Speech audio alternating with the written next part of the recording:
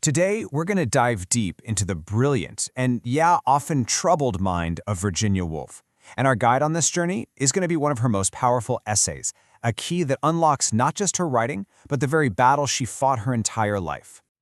So let's just start with this. It's a quote that really, it just stops you in your tracks. It's from her essay, Professions for Women. What a startling, almost violent image, right? Killing an angel? What could she possibly be talking about? And yeah, that's the big question, isn't it?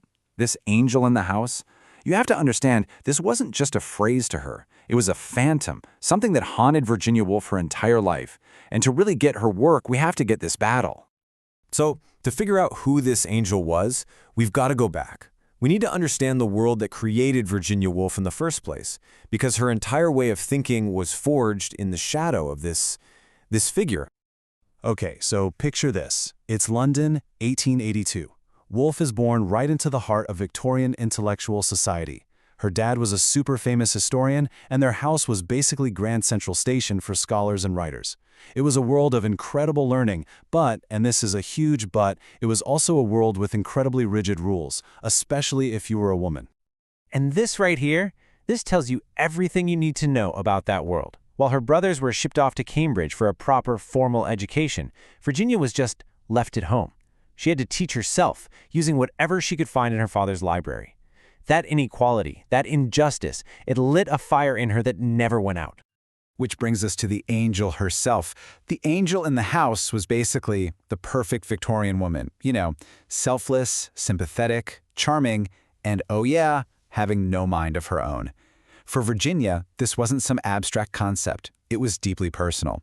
It was the ghost of her own mother, a woman who was famous for her beauty and her total self-sacrifice. But that old world with all its rigid ideals came crashing down around her. Her mother died in 1895, then her father in 1904. These losses were devastating, and they triggered severe mental breakdowns. But out of that tragedy, an opportunity was born. In 1905, she and her siblings packed up and moved to a neighborhood called Bloomsbury. And that wasn't just a move across town, it was a move toward a new kind of freedom. This move to Bloomsbury, this was the start of a full-blown rebellion. It wasn't just a change of address. For Woolf, it was the beginning of an intellectual and artistic revolution. Because in Bloomsbury, she finally found her people, the Bloomsbury Group. These were radical thinkers, artists, and writers who rejected pretty much everything the Victorian era stood for. They were all about feminism, modern art, and personal freedom. This group became the intellectual family that gave Woolf the courage to really develop her own revolutionary ideas. And then came a huge power move. In 1917, she and her husband Leonard founded the Hogarth Press. Now, this was so much more than a business. It was a declaration of independence.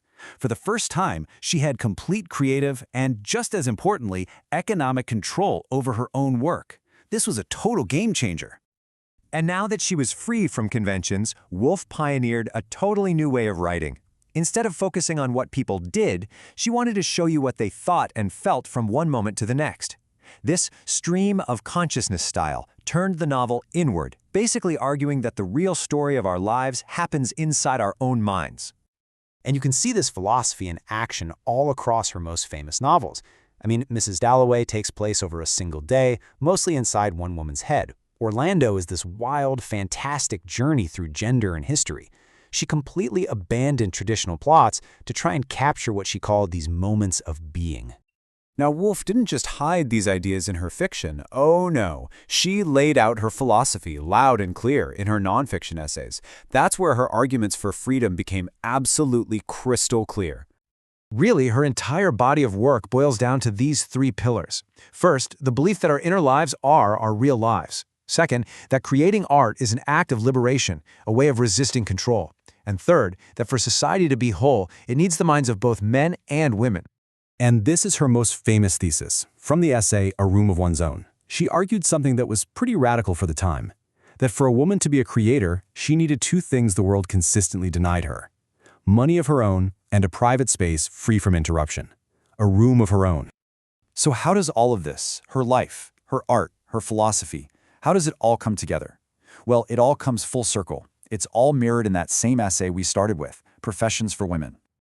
I mean, just look at how it all connects. That idealized vision of her mother, that became the angel she had to kill. Her own lack of a formal education, that's what fueled her passionate insistence that women claim their intellectual space. Founding the Hogarth Press, that was her proving her own theory about economic independence. And her own lifelong mental struggles, well, that gave her a profound understanding of the internal phantoms that all women have to battle.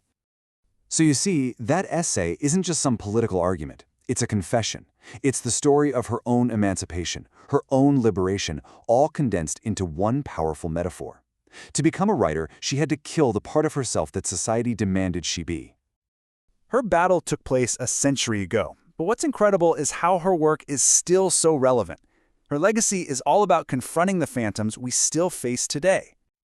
You know, what makes Woolf so enduring is that she didn't just write about these conflicts, she lived them. Her entire life was this constant negotiation between the desire for freedom and the pressure to conform, between her powerful intellect and their overwhelming emotions. She was a survivor of a battle that she documented for all of us. And all this leaves us with a final, really important question. Woolf's angel was the phantom of Victorian self-sacrifice. So, what are our modern phantoms? What are the invisible expectations and ideals today that hold us back from our own intellectual and creative freedom? It's a question she posed 100 years ago and one we're all still trying to answer.